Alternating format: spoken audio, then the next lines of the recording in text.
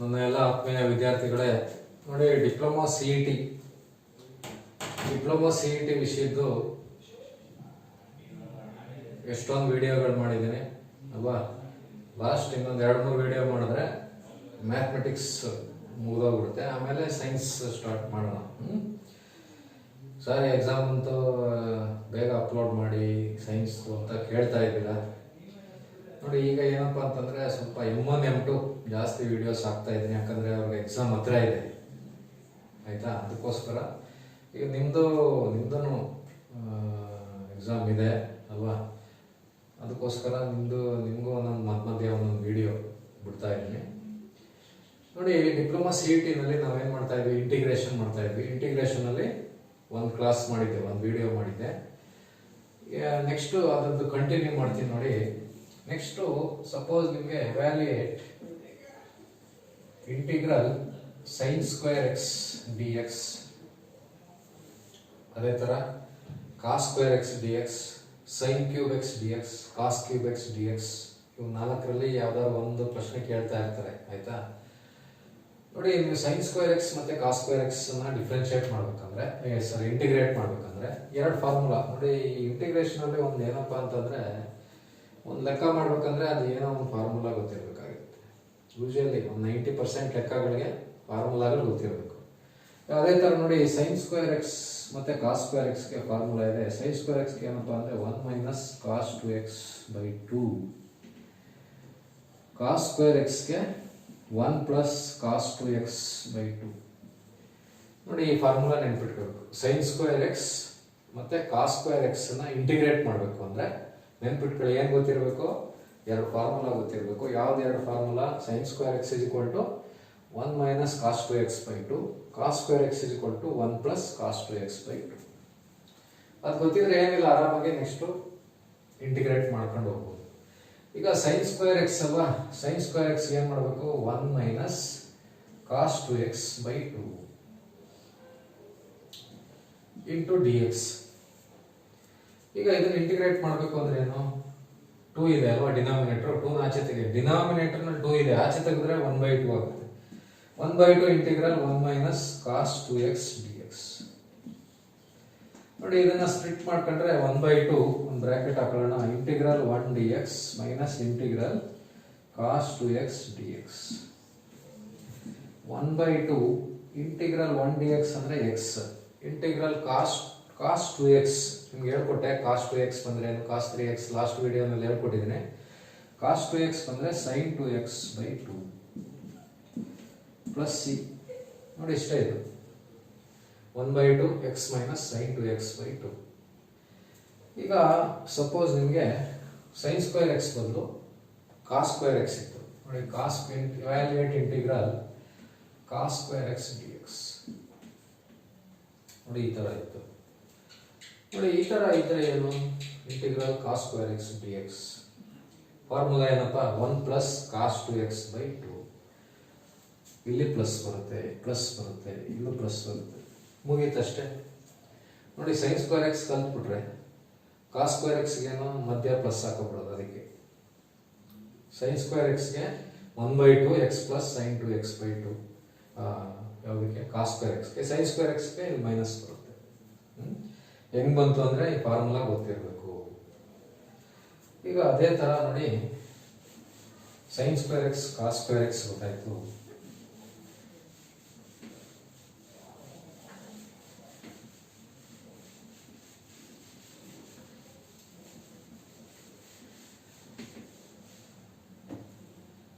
Integral sin cube x ಮತ್ತೆ cos cube x ಈ ತರ ಕೊಟ್ಬಿಡ್ತಾರೆ. ನೋಡಿ sin cube x cos cube x ಕೊಟ್ಬಿಟ್ರೆ ನಿಮಗೆ ನಾನು ಟ್ರಿಗ್ನೋಮೆಟ್ರಿನಲ್ಲಿ ಹೇಳ್ಕೊಟ್ಟಿದ್ದೀನಿ. ಒಂದೇನಪ್ಪ ಅಂದ್ರೆ sin 3x ಏನು ಬರುತ್ತೆ, cos 3x ಏನು ಬರುತ್ತೆ ಅಂತ. ಇವೆರಡು ಫಾರ್ಮುಲಾ ಯೂಸ್ ಮಾಡ್ಕೊಂಡ್ರೆ sin ಕ್ಯೂಬ್ ಎಕ್ಸ್ ಬರ್ಕೋಬಹುದು. ಏನಪ್ಪಾ ಅಂತಂದ್ರೆ ನೋಡಿ ಇದನ್ನ ಆ ಕಡೆ ಈ ಕಡೆ ಬರ್ಕೊಂಡ್ರೆ sin ಕ್ಯೂಬ್ ಎಕ್ಸ್ ಈ ತರ ಬರೀಬಹುದು. 1/4 sin cube X = 1/4 3 sin x - sin 3x. ಅದೇ ತರ cos ಕ್ಯೂಬ್ ಎಕ್ಸ್ಗೆ 1/4 3 cos x + cos 3x. ನೋಡಿ ಇದು ಫಾರ್ಮುಲಾ. ಸೈನ್ ಕ್ಯೂಬ್ ಎಕ್ಸ್ ಏನು formula 1/4 3 sin x minus sin 3x. cos cube x ಏನು formula 1/4 3 cos x plus cos 3x. ಸರಿನಾ? ನೋಡಿ ಎರಡು ಸೇಮ್ 1/4 ಬರುತ್ತೆ. ಇದರಲ್ಲಿ ಪ್ಲಸ್ ಬರುತ್ತೆ ಕಾಸ್ಗೆ, ಸೈನ್ಗೆ ಮೈನಸ್ ಬರುತ್ತೆ. ನೋಡಿ ಈಗ ಸೈನ್ ಕ್ಯೂಬ್ ಎಕ್ಸ್ಗೆ ಫಾರ್ಮುಲಾ ಹಾಕೋಣ. ಏನಪ್ಪ? 1/4 3 sin x minus sin 3x dx. ಇದನ್ನ ಇಂಟಿಗ್ರೇಟ್ ಮಾಡಬೇಕಂದ್ರೆ 1/4 ಆಚೆ ತಗೊಂಡ್ರೆ ಇದನ್ನ ಸ್ಪ್ಲಿಟ್ ಮಾಡ್ಕೊಂಡ್ರೆ 3 sin x dx ಮೈನಸ್ ಬೇಕಾದ್ರೆ ಇಂಟಿಗ್ರಲ್ sin 3x dx. ಇದಕ್ಕೊಂದು ದೊಡ್ಡ ಬ್ರಾಕೆಟ್ ಹಾಕ್ಬಿಡಿ. ನೋಡಿ 1/4 ಆಚೆ ತಗೊಂಡ್ಬಿಟ್ಟು ಒಂದು ದೊಡ್ಡ ಬ್ರಾಕೆಟ್ ಹಾಕ್ಬಿಟ್ಟು ಇದನ್ನ ಸ್ಪ್ಲಿಟ್ ಮಾಡಿದ್ರಿ 3 sin x dx minus sin 3x dx. 1/4 3 ಆಚೆ ತಗೊಳ್ಳಿ, integral sin x dx minus integral sin 3x dx. 1/4 3 into integral sin x ಅಂದ್ರೆ ಏನು? Minus cos x. Integral sin 3x ಅಂದ್ರೆ minus cos 3x by 3 minus cos 3x by 3 plus C. ಇದನ್ನ ಸ್ವಲ್ಪ simplify ಮಾಡಿದ್ರೆ 1/4 minus 3 cos x minus into minus plus cos 3x by 3 plus c. ನೋಡಿ ಈ ತರ ಬರುತ್ತೆ. ಸೈನ್ ಕ್ಯೂಬ್ ಎಕ್ಸ್ ನ integrate ಮಾಡ್ಬೇಕಂದ್ರೆ ಏನು ಇಲ್ಲ, ಈಸಿ. ಬಟ್ ಏನು ಗೊತ್ತಿರಬೇಕು? ಫಾರ್ಮುಲಾ. ಏನು formula? 1/4 3 sin x minus sin 3x. ಇದೇ ತರ ಕಾಸ್ ಕ್ಯೂಬ್ ಎಕ್ಸ್ ಇಂಟಿಗ್ರೇಟ್ ಮಾಡಬೇಕು. ಕಾಸ್ ಕ್ಯೂಬ್ ಎಕ್ಸ್ ಇಂಟಿಗ್ರೇಟ್ ಮಾಡ್ಬೇಕಂದ್ರೆ ಏನು ಮಾಡಬೇಕು? ಕಾಸ್ ಕ್ಯೂಬ್ ಎಕ್ಸ್ ಫಾರ್ಮುಲಾ ಗೊತ್ತಿರಬೇಕು. ಏನಪ್ಪ ಫಾರ್ಮುಲಾ ಕಾಸ್ ಕ್ಯೂಬ್ ಎಕ್ಸ್? ನೋಡಿ ಅಲ್ಲಿದೆ 1/4 ಸೇಮ್ ಅದೇನೆ, ಎಲ್ಲ ಕಾಸ್ ಬರ್ತವೆ, ಮಧ್ಯ ಮೈನಸ್ ಇರೋದು ಪ್ಲಸ್ ಆಗುತ್ತೆ. ಅದಕ್ಕೆಲ್ಲ ಸೈನ್ ಬರ್ತವೆ, ಮಧ್ಯದಲ್ಲಿ ಮೈನಸ್ ಬರುತ್ತೆ. ಯಾವುದಕ್ಕೆ? Sine cube. ನೋಡಿ ಈಗ ಕಾಸ್ ಕ್ಯೂಬ್ ಎಕ್ಸ್ ಮಾಡೋಣ. ಕಾಸ್ ಕ್ಯೂಬ್ ಎಕ್ಸ್ಗೆ ಫಾರ್ಮುಲಾ ಬರೆಯೋಣ. 1/4 3 cos x plus cos 3x dx. Once again 1/4 ಆಚೆ ಕಡೆ ತಗೊಳ್ಳಿ, ಒಂದು ದೊಡ್ಡ ಬ್ರಾಕೆಟ್ ಹಾಕೋಣ. ಸ್ಪ್ಲಿಟ್ ಮಾಡ್ಕೊಂಡ್ರೆ 3 cos x dx plus cos 3x dx. Close ಮಾಡಿ.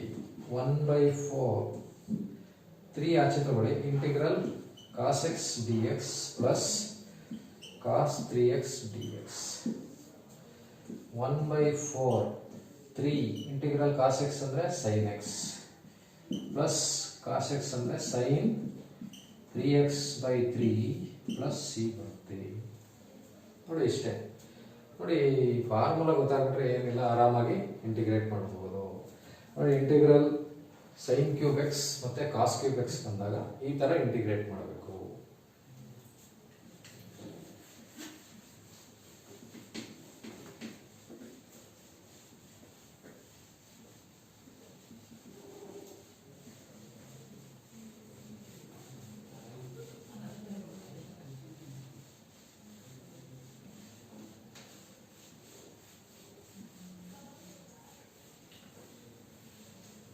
ನೋಡಿ ಈಗ ನಿಮಗೆ evaluate integral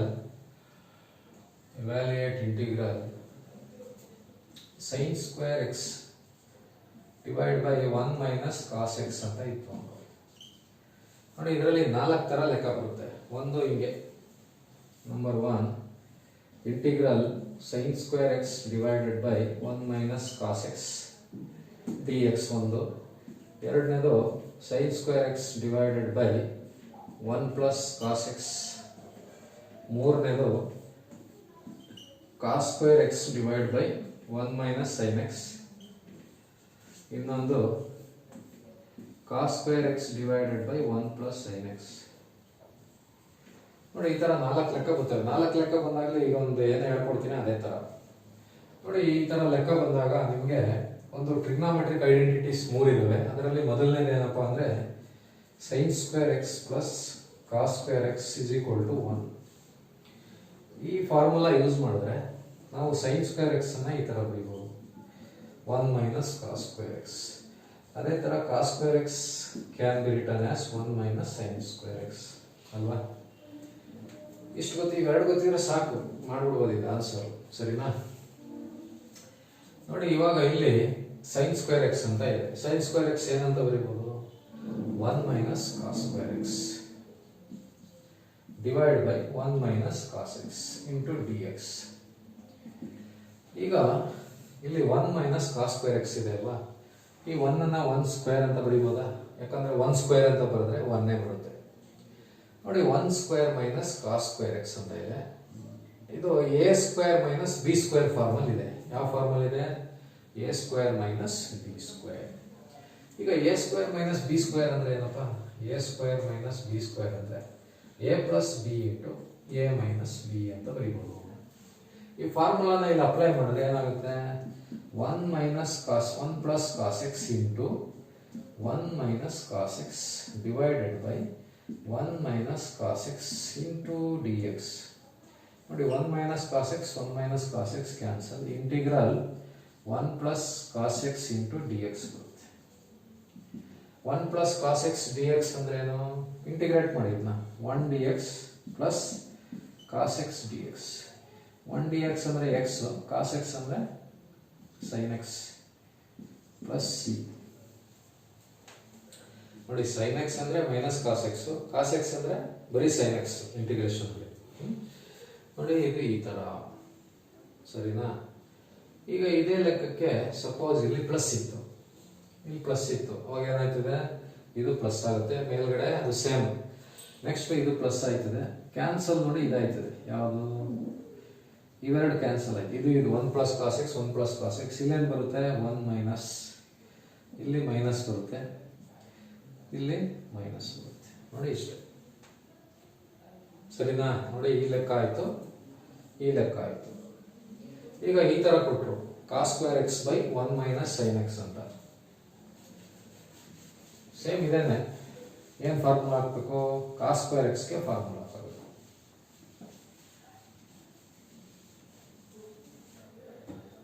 ನೋಡಿ cos square x divided by 1 minus sine x ಇತ್ತು ನಮ್ಮ ಕಡೆ. ಈಗ ಏನಪ್ಪ ಫಾರ್ಮುಲಾ? ಕಾಸ್ ಸ್ಕ್ವೇರ್ ಎಕ್ಸ್ ಗೆ 1 minus sine, 1 minus sine square x divided by 1 minus sine x. ಈಗ 1 ಇರೋ ಕಡೆ 1 ಸ್ಕ್ವೇರ್ ಅಂತ ಬರೀತೀನಿ. ಅವಾಗ ಏನಾಯ್ತದೆ? A square minus b square. Formula apply ಮಾಡೋಣ. ಏನಾಗುತ್ತೆ? 1 plus sine x into 1 minus sine x divided by 1 minus sine x. ನೋಡಿ 1 minus sine x 1 minus sine x cancel, ಉಳ್ಕೊಳ್ಳೋದೇನು? 1 plus sine x into d x. ಇದನ್ನ integrate ಮಾಡಿದ್ರೆ 1 d x, split ಮಾಡೋಣ, sine x d x. 1 d x ಅಂದ್ರೆ x, sine x ಅಂದ್ರೆ minus cos x plus c, x minus cos x plus c ಬರುತ್ತೆ. ಸರಿನಾ? ಈಗ suppose ಇದು ಹಿಂಗಿತ್ತು ಅನ್ಕೊಳ್ಳಿ, ಹಿಂಗೆ ಇಲ್ಲಿ ಪ್ಲಸ್ ಇತ್ತು, ಅವಾಗ ಏನಾಗುತ್ತೆ? ಇಲ್ಲಿ ಪ್ಲಸ್ ಆಯ್ತದೆ, ಇದು ಪ್ಲಸ್ ಆಗುತ್ತೆ, ಇದು ಕ್ಯಾನ್ಸಲ್ ಆಗಲ್ಲ, ಇದು ಕ್ಯಾನ್ಸಲ್ ಆಗುತ್ತೆ. ಅವಾಗ ಇಲ್ಲಿ ಏನಾಗುತ್ತೆ? ಮೈನಸ್ ಬರುತ್ತೆ, ಇಲ್ಲೂ ಮೈನಸ್ ಬರುತ್ತೆ, ಮೈನಸ್ ಇಲ್ಲೂ ಬರುತ್ತೆ, ಮೈನಸ್ ಇಂಟು ಮೈನಸ್ ಪ್ಲಸ್ ಆಯ್ತದೆ. ಇದು ಮೈನಸ್, ಇದು ಪ್ಲಸ್ ಬರುತ್ತೆ, x plus cos x plus c ಅಂತ ಬರುತ್ತೆ ನೋಡಿ. ಈ ತರ ಬಂದ್ರೆ ಹೀಗೆ ಸರಿನಾ? ನೋಡಿ ಈ ಟೈಪಲ್ಲಿ ಏನೇ ಬರಲಿ, ಈ ಪ್ರೊಸೀಜರ್ ಯೂಸ್ ಮಾಡಿದ್ರೆ ಬಂದ್ಬಿಡುತ್ತೆ.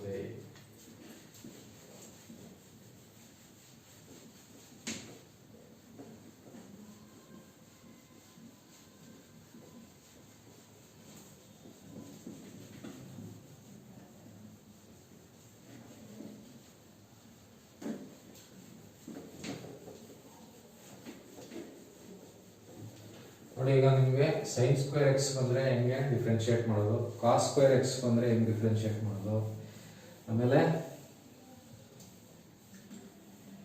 ಹಿಂದೆ ವಿಡಿಯೋನಲ್ಲಿ tan square x cot square x, ಅದೇ ತರ ಈಗ sine cube x cos cube x, ಅದೇ ತರ ಇನ್ನೊಂದು 4 ಲೆಕ್ಕ ಯಾವ ತರ ಬರುತ್ತೆ ಅಂತ ಹೇಳ್ಕೊಟ್ಟೆ ಅಲ್ವಾ. ನೋಡಿ ಇವಾಗ ನೆಕ್ಸ್ಟ್ ನಿಮಗೆ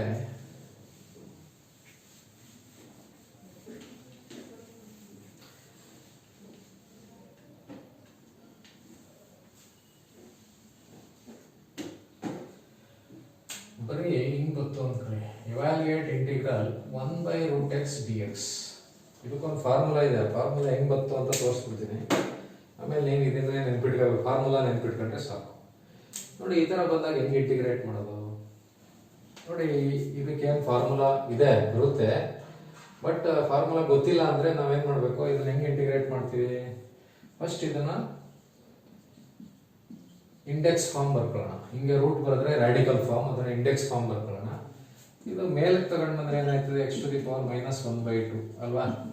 ಈಗ ಇದನ್ನ ಹೆಂಗೆ ಇಂಟಿಗ್ರೇಟ್ ಮಾಡೋದು, ಇಂಟಿಗ್ರೇಷನ್ ಅಲ್ಲಿ ಫಸ್ಟ್ ಫಾರ್ಮುಲಾ ಹೇಳ್ಕೊಟ್ಟೆ ಅಲ್ವಾ ನಿಮಗೆ.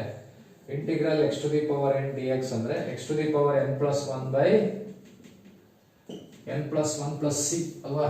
ಈಗ n ಜಾಗದಲ್ಲಿ -1/2 ಇದೆ, x⁻⁻² + 1 -1/2 + 1 ಅಲ್ವಾ, ಪ್ಲಸ್ ಸಿ ಅಂತ ಬರುತ್ತೆ.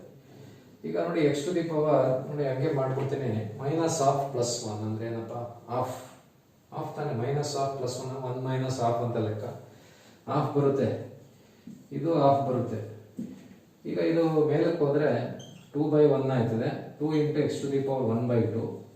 ಈಗ ಇದನ್ನ ವಾಪಸ್ ರಾಡಿಕಲ್ ಫಾರ್ಮ್ ಬರುತ್ತೆ, x⁻1/2 ಹೆಂಗ್ ಬರೀಬಹುದು, √x 2√x ಆಯ್ತದೆ, 2√x + c.